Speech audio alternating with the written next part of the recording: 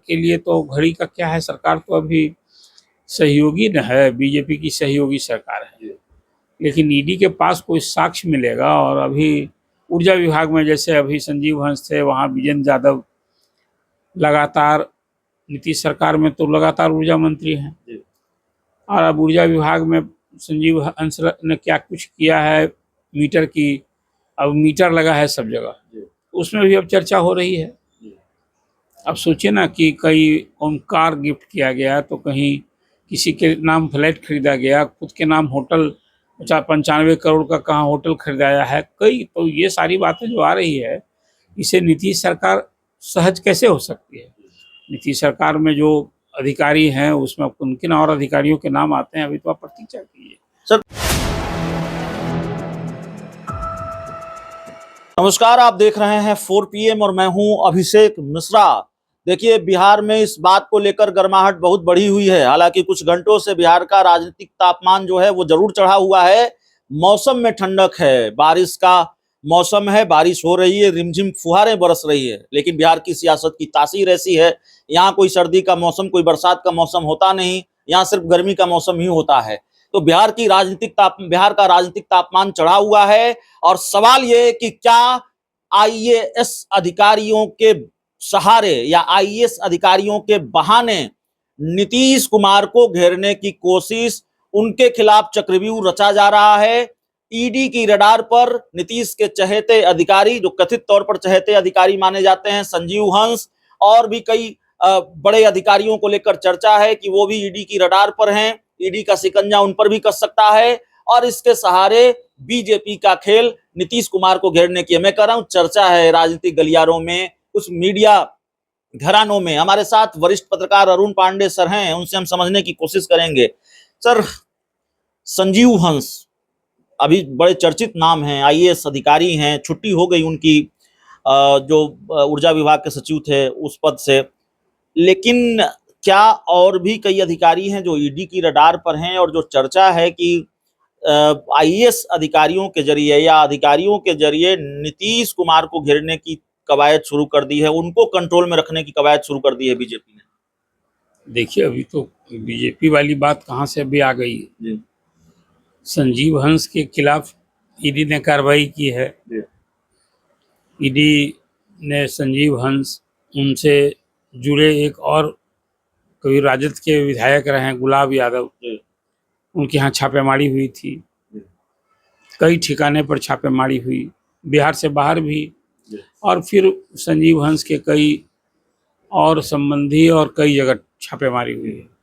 इसके बाद संजीव हंस को ऊर्जा विभाग के प्रधान सचिव पद से हटा करके कार्मिक विभाग में उनको योगदान करने को कहा गया है। ये बात सही है कि बिहार सरकार में किसी सर्विंग ऑफिसर के यहाँ ईडी की पहली बार छापेमारी हुई, और अब ईडी की जो कार्रवाई होती है, ये आप जानते हैं कि ईडी पहले साक्ष्य जुटा लेता है, साक्ष्य जुटाने के बाद कार्रवाई करता है और कई बार पूछताछ के लिए बुलाता है, और उसके बाद गिरफ्तारी भी होती है।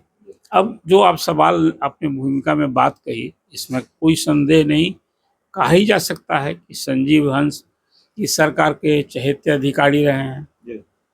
आप भूलिए नहीं, संजीव हंस बिहार में कई जिलों के कलेक्टर भी रहे, वैशाली के कलेक्टर थे, आपको याद होगा। उसके बाद वो दिवंगत हो गए केंद्रीय मंत्री रामविलास पासवान के वो प्राइवेट सेक्रेटरी रहे, और उसके बाद नीतीश सरकार में भी कई विभाग, अच्छे विभागों में, जहाँ की माना जाता है कि मालदार विभाग है, कंस्ट्रक्शन डिपार्टमेंट है, वहाँ के वो रहे, जैसे पुल निर्माण निगम में रहे वो।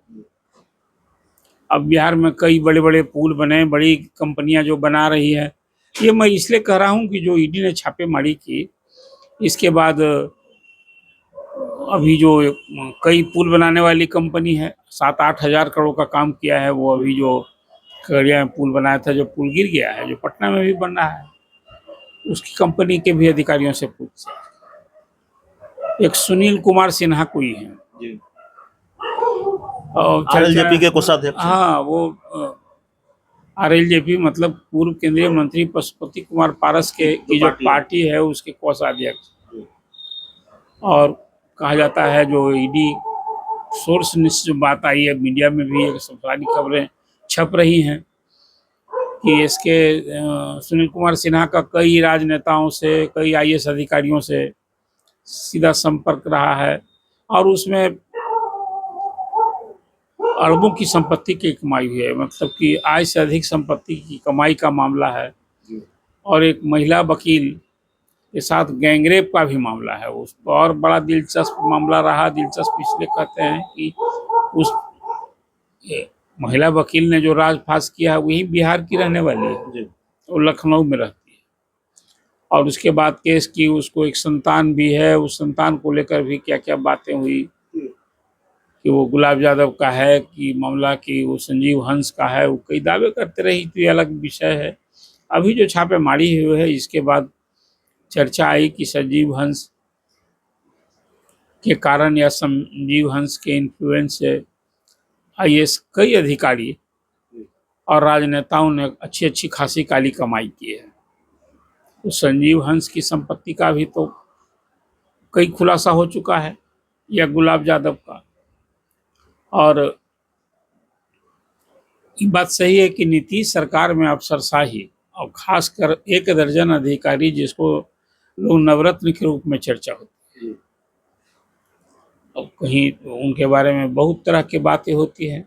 और कुछ अधिकारी तो इतने चहेते हैं कि वो हमेशा पिछले 15-18 साल से निर्माण कार्य विभाग को ही देखते रहे हैं।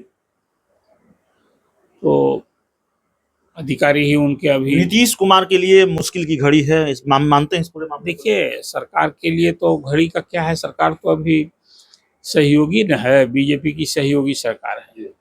लेकिन ईडी के पास कोई साक्ष्य मिलेगा। और अभी वीरेंद्र यादव लगातार नीतीश सरकार में तो लगातार ऊर्जा मंत्री हैं, और अब ऊर्जा विभाग में संजीव हंस ने क्या कुछ किया है मीटर की, अब मीटर लगा है सब जगह, उसमें भी अब चर्चा हो रही है।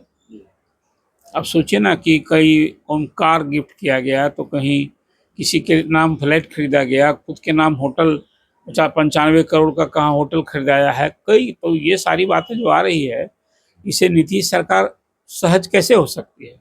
नीतीश सरकार में जो अधिकारी हैं उसमें किन और अधिकारियों के नाम आते हैं अभी तो आप प्रतीक्षा कीजिए सर। लेकिन संजीव हंस के बारे में तो मुझे लगता है कि जो सब कुछ कार्रवाई हो रही है वो देर सवेर अभी पूछताछ नहीं हुई है। अभी सुनील सिन्हा से पूछताछ हुई है, संजीव हंस से भी पूछताछ होनी तय ही दिखती है। और आने वाले दिन में फिर उनकी गिरफ्तारी भी से भी इनकार नहीं किया जा सकता है। और अब इसमें क्या क्या साक्ष्य ईडी ने इकट्ठा कर लिया है, उसमें और कौन कौन सा अधिकारी इसमें लपेटे में आएंगे, कौन सा राजनेता आएंगे, इसलिए कि जो सत्ता के गलियारे में चर्चा रही है कि संजीव हंस से करीबी रखने वाले कई राजनेता, कई अधिकारी की गले मैंने उनका गला फंस सकता है। तो जो बात आप कर रहे हैं, लेकिन पॉलिटिकल कुल मिला जुला कर इसको इस एंगल से अभी फिलहाल मुझे लगता है कि भाजपा के आखिर अधिकारी ने भ्रष्टाचार किया है तो क्या कार्रवाई नहीं होनी चाहिए? हाँ, आप ही कह सकते हैं कि वैसे भ्रष्ट अधिकारी नीतीश सरकार में कैसे पुष्पित पलवित होते रहे, क्यों उनको तरजीह मिलता रहा, एक सवाल है। तो जो नीतीश सरकार में कुछ ऐसे अधिकारियों के खिलाफ कार्रवाई होगी और वो ईडी की कार्रवाई होगी उनके खिलाफ, तो निश्चित रूप से सरकार तो बदनाम हो ही नहीं रही है। देखिए, हार पार कर अभी ईडी के छापेमारी के एक पखवाड़े के बाद खबरें छपती रही, तब अभी विभाग ने, सरकार ने उनको हटाया है। अभी कार्मिक विभाग में सामान्य प्रशासन में योगदान एक